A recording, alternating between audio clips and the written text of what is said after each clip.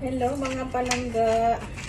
Ito na naman ang inyong katulong. Magluluto ako ng ulam ko.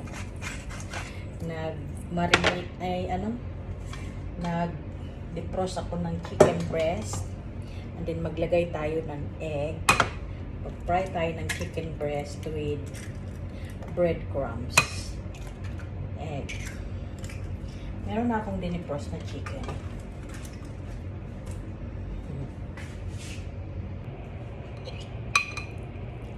Isasawsaw sa egg, and then i-dip natin siya sa breadcrumbs. Ako lang ang kakain nito.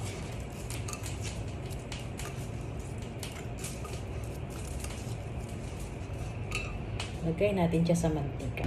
Ito na siya guys. Ito na siya mga palangga.